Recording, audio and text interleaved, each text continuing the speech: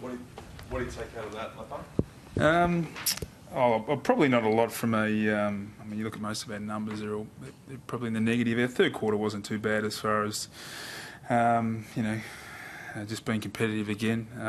Clearances was okay. We only went minus. Contested possession wasn't too bad. We only went down in 7 in that area, which isn't too bad against a high quality team. But it was just on the spread. They really hurt us today. Their uncontested possession was through the roof. Probably the disappointing part was the tackle rate. I mean, they obviously had such a less possession rate than Hawthorn, and they still clearly out-tackled us. So a bit of intent there, but a great lesson for our young boys. I think they're better off now than they were 3 years ago as footballers, and that's a really good thing for them.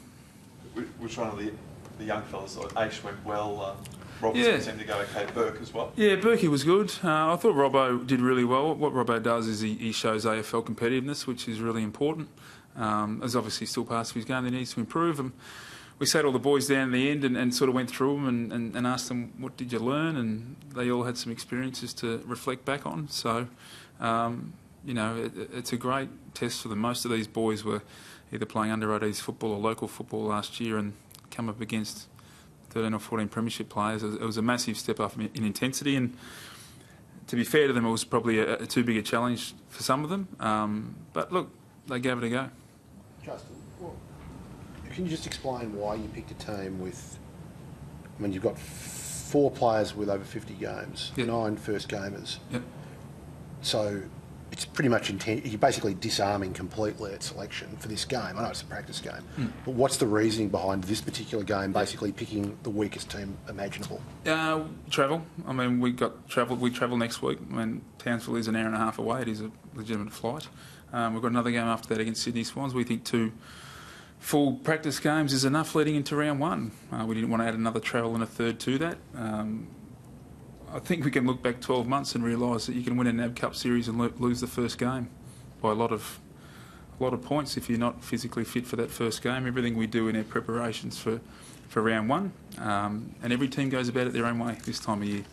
Oh no, I'm not being critical. Yeah. I'm asking. Oh no, it's a legitimate question. If there was prize money on the line, do you think teams like yours would take a different view of this sort of game? If you're paying for money and the club could earn some money out of it, would it be different? Are you talking short-term money, like? Oh, you mean long-term money? If you win in the days of old, the NAB Cup, someone won the NAB Cup, they got a pretty big cheque. But you play finals, you get a bigger cheque. You win a grand final, you get a bigger cheque. I mean, it's a short-term, long-term. That's all it is. And we've decided to take a longer-term view of this than a short-term view. It's simple. I know there's going to be people disappointed right this second, but I can tell you in about 6 weeks' time, you're not even going to know what happened. So rather than go through the players that you will get back next week, who are the ones that are definitely not available for Townsville? You can help me here, Claire. Brownie's obviously still a few weeks away still of our best 22. Other than that, we're pretty fit to go, pretty right to go. So from here on in, our best squad will play and roll it out and roll up our game plan. So, yeah. Is there any injuries tonight? No, not that I know of. James H got a little knock, and Zorko just had something. I think Ruffhead fell on his leg, but nothing that's not going to really affect the long term. How did you find out that was your first game as senior coach? Look, realistically, it was okay. I mean, it was really how we communicate in the box was really important as well. First time I've worked with Blackie and Shane Woden, Murray Davis and Schwabby. So really we sort of, it was a fairly calm environment, just trying to work out how we work together there, work out what's important with our messaging.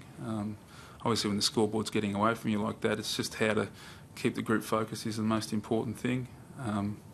So a lot of discussions were had, but it was a fairly calm environment. Yeah.